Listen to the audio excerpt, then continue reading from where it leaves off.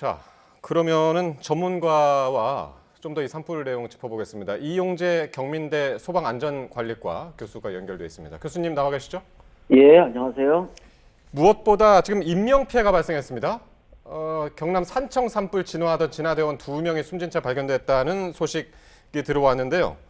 네. 산불 진화 작업 이 자체가 좀 상당히 위험한 작업이죠?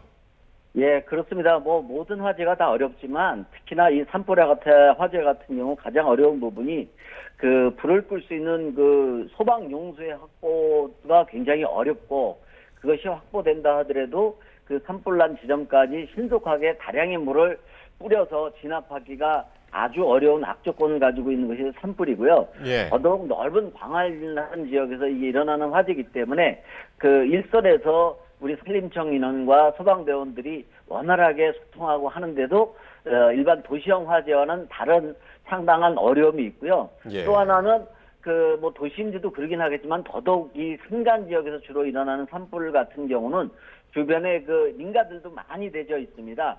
이러다 보니까 산불도 꺼야 되고 또 민가도 방어를 해야 되고, 예. 그런 아주 여러 가지 그 어려운 점에 봉착해 있는 특성을 가지고 있는 것이 산불의 특성이다, 이렇게 말씀드릴 수 있습니다. 예, 진화대원 안전도 중요하잖아요. 이런 점 좀 고려하면서 산불 진화 어떤 식으로 이루어져야 할까요? 예, 사실 산불의 가장 효과적인 것은 현재로서는 헬기를 이용하는 것밖에는 없습니다. 물론 소방이나 산림청에서도 많은 그 진화대원을 투입해서 하기는 있지만, 그 지형적인 특성으로 인해서 동시에 이 다량의 물을 확 뿌려줘야 그 진압에 효과가 있는데, 예. 산불이라고 하는 것이 인력에 의해서 그런 방법을 쓰기에는 본질적인 한계가 있습니다. 그래서 최대한 빠른 시간 내에 대용량의 헬기를 동원하는 것이 가장 효과적인 방법이다, 이렇게 좀 말씀드릴 수 있습니다. 예.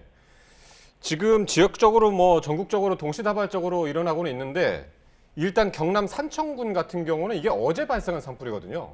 예. 어제 오후 3시 반이니까 지금 4, 5, 6, 7, 27시간이 지금 지나고 있는 것 같은데. 예, 그렇습니다. 예. 가장 안타까운 부분인데, 오히려 이게 좀 진화율이 높아지는 듯하다가 다시 올라가고 이런 것이 좀 반복되는 경향이 있습니다. 예. 더더욱 그 우려되고 걱정되는 부분은 지금 오후 6시를 좀 넘기고 있는데요. 곧 이제 일몰 시간이 다가오게 되거든요. 그럴 경우에는 가장 아까도 말씀드렸지만 산불에 가장 효과적으로 대응할 수 있는 헬기를 이용한 그 진압이라고 하는 부분이 근본적으로 제한을 받게 되어 있고, 그러니까요. 또한 소방대원이나 그 산불 진화대원분들이 그 몸으로 진압을 하는 부분에 있어서도 어둠이라고 하는 그런 큰 장애 요소가 있기 때문에 적극적인 그런 화재 진압 활동하기에는 어렵기도 하고, 또 그분들의 어떤 그 생명에도 위협이 있을 수 있다라는 판단으로 인해서 상당히 좀 걱정이 많이 되는 그런 상태입니다.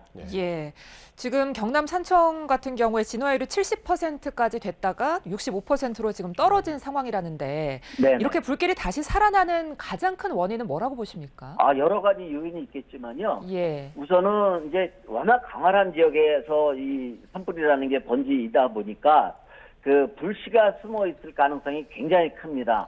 그 나무 그루터기라든지 풀, 뿌리 이런 것들이 넓은 지역에 있다 보니까 나름대로 대원을 투입을 해서 이 잔불 정리를 한다 하더라도 그것을 100% 잔불 정리를 하려면 많은 시간과 인력이 소요된다라는 그런 한계가 있어서 이게 다시 바람이 더 현재 또 강하게 불고 있고요.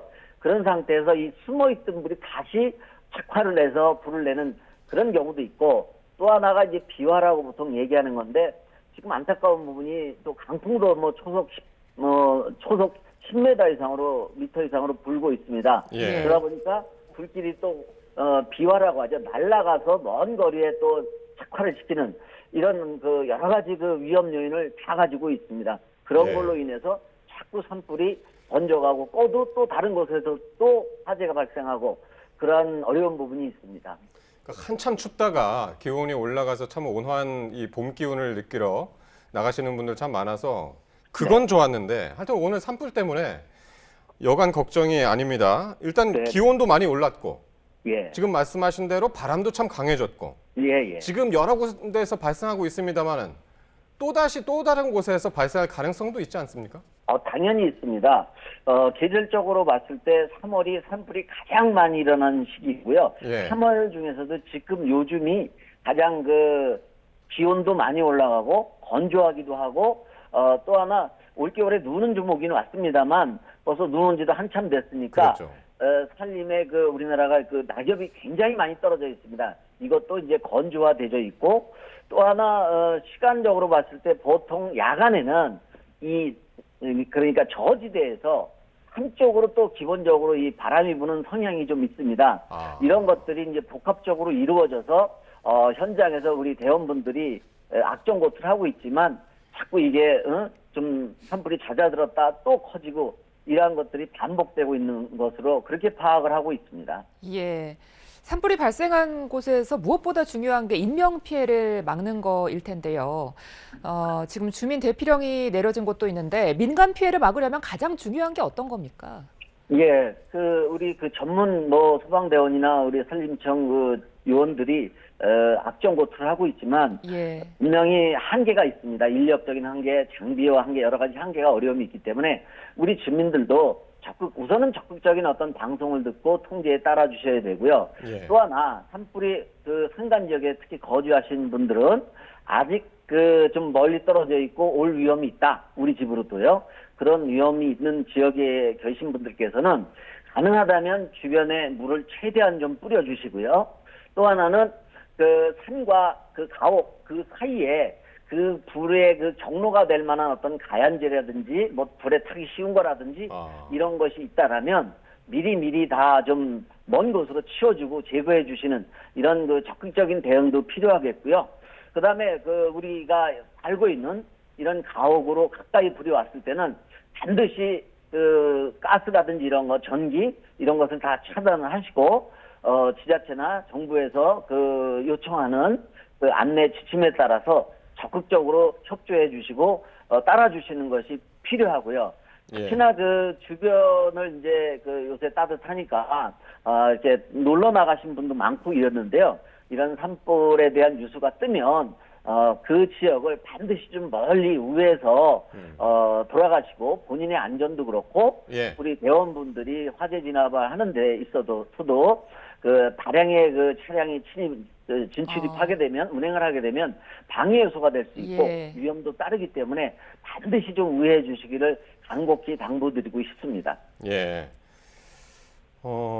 조금 전에 교수께서 말씀하셨습니다만 이제 산 밑에서 산 위로 바람이 그렇게 강하게 분다고 그러셨잖아요. 네네. 근데 그런 경우에도 어쨌든 산에 따라서 이제 경사도가 좀 다를 텐데 경사도에 그렇습니다. 따라서도 번지는 속도가 다를 수 있나요?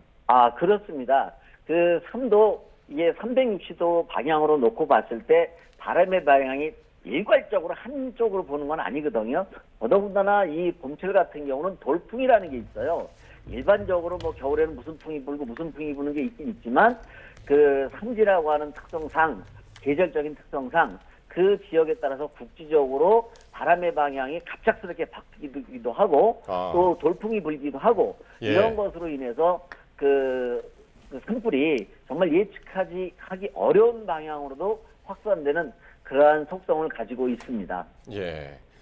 어쨌든 지금 거의 일몰 시간이 다가오고 있기 때문에 헬기도 투입되지 못하는 그런 상황이고 앞으로 진화 작전, 작업, 네네. 특히 인명 피해가 없도록 하는 그런 방법을 강구해서 지금 진화 작업에 나서야 될 것 같습니다. 네, 교수님 말씀 잘 들었습니다. 지금까지 이용재 경민대 소방방재학과 교수셨습니다. 고맙습니다. 네, 수고하십시오.